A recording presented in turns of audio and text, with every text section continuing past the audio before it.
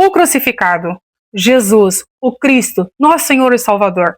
Você sabe o que ele fez na cruz pela humanidade e por mim e por você? Muitas vezes nós olhamos para isso só para a Semana Santa e muitas vezes alguns ainda fazem isso competindo com o coelhinho da Páscoa, quando na verdade deve ser o Cordeiro de Deus que tira o pecado do mundo, foi crucificado para nos dar a salvação. E Jesus, o Rei dos Reis, o Senhor dos Senhores, aquele que era, que é e que há de vir, o Senhor dos Exércitos, o Todo-Poderoso, o Criador, da sua boca emanou palavras.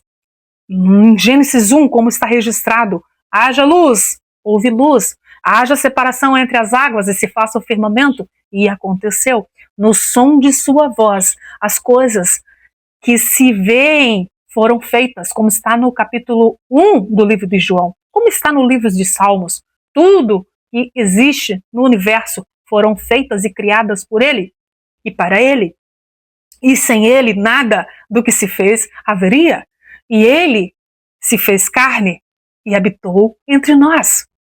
Lá na criação, quando ele disse, haja astros, haja separação entre as águas, e ele deu ordem para surgir a porção seca e para nascer vegetação na porção seca, Deus dava ordem e as coisas se firmavam em sua frente, se fundiam, se construíam assim, no som de sua voz. Como declara o Big Bang, uma poeira de som sonoro deu origem a tudo que nós vemos, e é exatamente isso. E essa poeira de som sonoro saiu da boca dele, o Todo-Poderoso, o Criador, o Redentor do mundo. Vem comigo, vamos aqui entender sobre isso. Jesus, o crucificado. A gente pode entender que a crucifixão de Jesus começa muito antes da fundação do mundo, como está escrito em Apocalipse 13, verso 8, e o Cordeiro de Deus que foi sacrificado desde a fundação do mundo. Gênesis 3, verso 21 ao 24, mostra também que a crucifixão de Cristo já estava prevista ali no Éden, quando veio o pecado.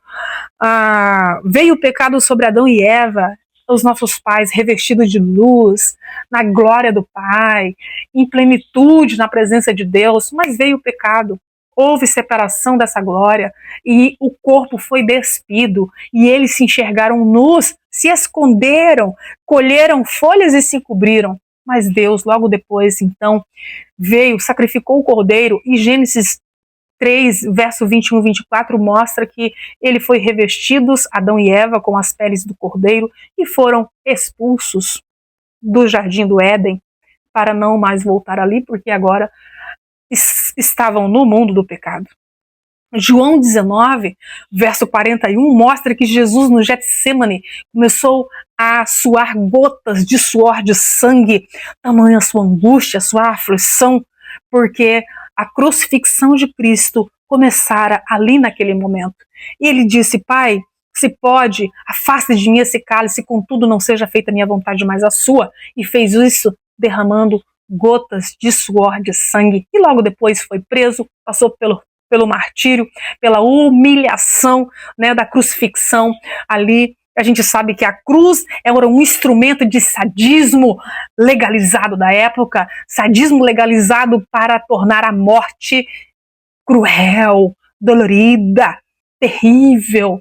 E exatamente isso foi feito com o Criador do Universo, o Senhor das Luzes, o Rei dos Reis, o Senhor dos Senhores, aquele que nos ama. Ele passou por açoite, foi cuspido, humilhado, massacrado, triturado até o pó, e depois foi coroado de espinhos. Teve que carregar a sua cruz até o Calvário. Os pesquisadores dizem que sua cruz pesava entre 25 e 30 quilos. Ele pegou a cruz, cambaleou, caiu desmaiado, a cruz caiu sobre ele. Ele não conseguia levar aquela cruz porque ele estava ferido, mutilado, machucado. E então os fariseus entrou na multidão, catou um homem e trouxe e jogou ali para levar a cruz de Jesus. Era Simão. Simão não participava do movimento de Jesus, mas os filhos dele participavam. E Simão então levou a cruz de Cristo nas costas E quando chegou ao Calvário, Jesus foi despido e pregado naquela cruz. E isso tudo para cumprir os sinais da Bíblia que mostra o fim do pecado, que mostra o fim do causador do pecado e que mostra que mostra que o fim do pecado vai acontecer e que o mundo vai ser restaurado. Eu não gosto de falar de fim do mundo, mas do fim do pecado, do fim do causador do pecado e do fim dos amantes do pecado, que são homens que não se arrependem do pecado. É para este o fim, a finalidade da cruz, mas também foi para a restauração do planeta, para dar a terra aos justos e dar a eternidade aos fiéis, para tirar os fiéis da morte eterna a qual estávamos presos, uma condição da qual jamais esforço humano poderia dali nos tirar, mas o esforço de Deus na cruz nos tirou dessa condição. E eu quero ler aqui alguns textos para ajudar a gente a refletir sobre esse momento de dor difícil. Lucas 23 mostra para a gente que uma grande multidão seguiu o Salvador ao Calvário, muitos zombando e injuriando, porém alguns estavam chorando e expressando seu louvor, aqueles a quem ele havia curado de várias enfermidades e aqueles a quem havia ressuscitado dos mortos, declaravam suas maravilhosas obras com fervorosa voz e procuravam saber o que Jesus tinha feito para ser tratado como um malfeitor. E outros clamavam: crucificam-o, crucificam-o, Lucas 23:1. E também isso está no livro da História da Redenção, página 221. Queridos, nem todos que estavam seguindo Jesus queriam sua morte, mas eram pessoas que não tinham voz ativa para tirar Jesus desse sacrifício, porque quem poderia fazer isso eram os líderes, eram os poderes políticos e judiciais que estavam levando Jesus para a morte. E esses poderes foram negligentes, foram hipócritas e não fizeram o que deveriam ser feito, como Pilatos. O que fez Pilatos? Lavou as suas mãos quando viu que Jesus era íntegro, digno e que não tinha culpa alguma. Pilatos, quando viu que Jesus estava sendo crucificado e declarado à morte simplesmente por causa das invejas dos líderes ali, só por isso. Mas que fez Pilatos? Lavou suas mãos. Pilatos recebeu de Cláudia, sua esposa, um bilhetinho dizendo: não se comprometa com esse justo, porque muito sofria essa noite em agonia, em sonho, por conta de ver o sofrimento desse justo. Não se meta com esse justo. Mas Pilatos ignorou a advertência que Deus deu a ele através de Cláudia, sua esposa. Pilatos ignorou o conhecimento de saber que os líderes religiosos queriam matar Jesus por inveja e ciúmes. Pilatos lavou as suas mãos, achando que assim não teria culpa nem parte com a morte de Jesus, mas ele foi simplesmente um líder covarde, um governo covarde. E ainda assim, e permitiu Jesus ir à crucifixão. E Herodes não foi diferente, foi igual. E os líderes fariseus também não foram diferentes. Olha só o que o verso 37 de Lucas 23 diz: sacerdotes, príncipes e escribas esqueceram a dignidade de seu sagrado ofício e uniram-se com uma turba de zombador a injuriar o agonizante Filho de Deus, dizendo: se tu és rei dos reis, Rei dos judeus, salva-te a ti mesmo. Zombando duramente, cruelmente. Mas Jesus se manteve firme e frio, porque esta foi a vergonha, a dor e o abandono da cruz.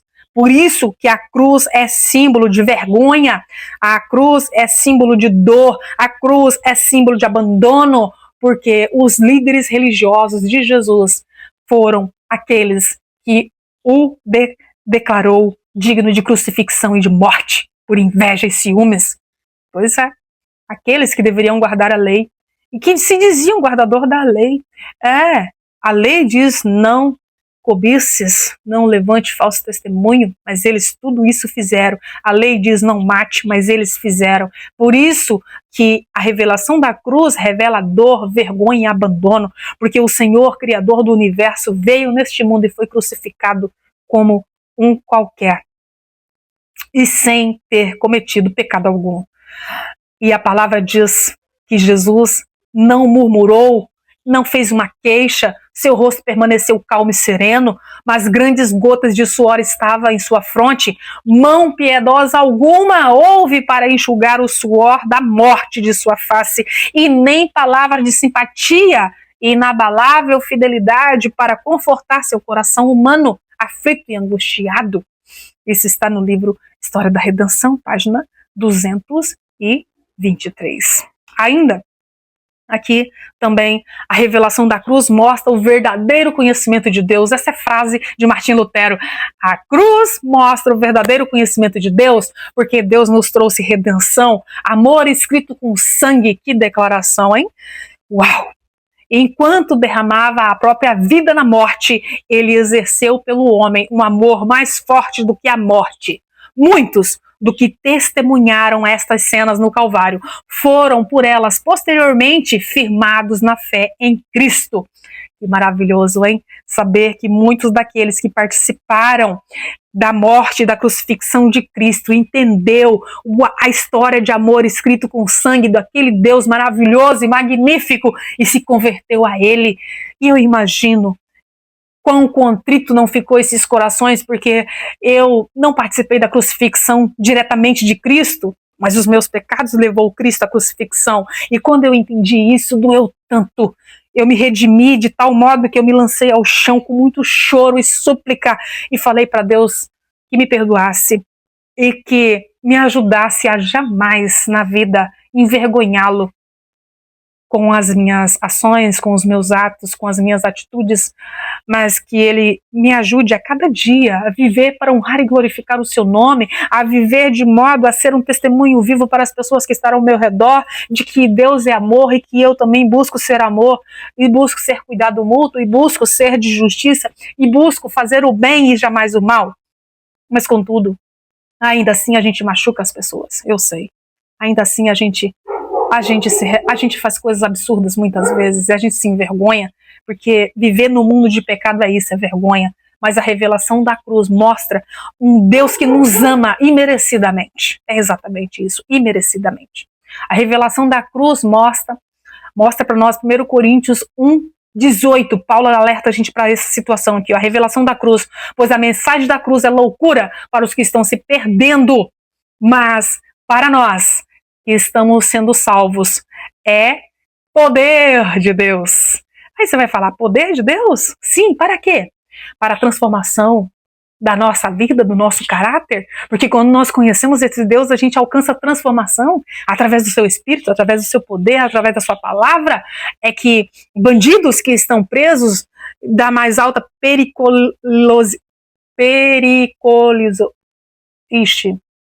Bom, mas a palavra é essa. Bandidos da mais alta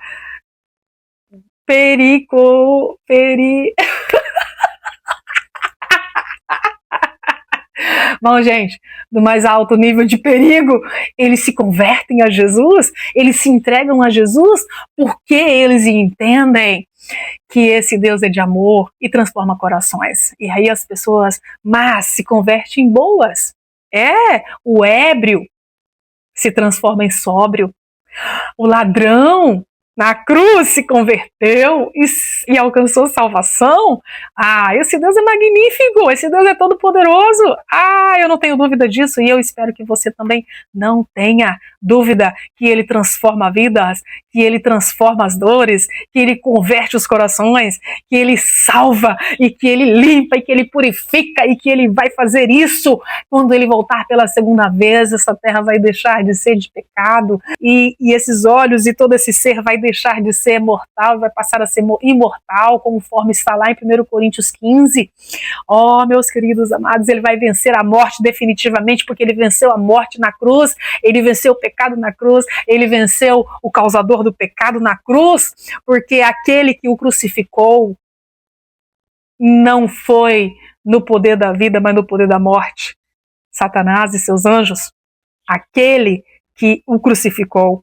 É óbvio, Deus permitiu? Sim, mas quem matou Jesus na cruz foi Satanás e seus anjos, ali provocando os corações humanos através da inveja, através dos ciúmes, através de buscar por fim em uma pessoa que estava crescendo entre eles e ascendendo acima deles e sendo notório e chamando a atenção do povo e da população. E eles então não quiseram mudanças, não quiseram render o coração porque estavam cheios de avareza, ganância, luxúria. Pois é, quando a gente não se entrega a Deus, o inimigo toma posse.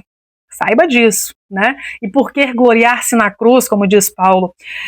Aqui, ó, a gravidade do pecado. Romanos 6:23 mostra que o salário do pecado é a morte. Mas o dom gratuito de Jesus é a salvação em Cristo Jesus. Estávamos presos na morte eterna, mas a crucifixão de Cristo nos tirou dessa morte eterna e nos dá liberdade para termos salvação e reinteração à eternidade, ao reino da glória, o reino onde não haverá mais morte, nem dor, nem pranto, nem luto, porque essas coisas vão passar. Jesus é o que promete. Romanos 5:20 mostra a grandeza da graça de Deus, porque onde abundou o pecado, superabundou a graça. Esse Deus todo-poderoso, por quê?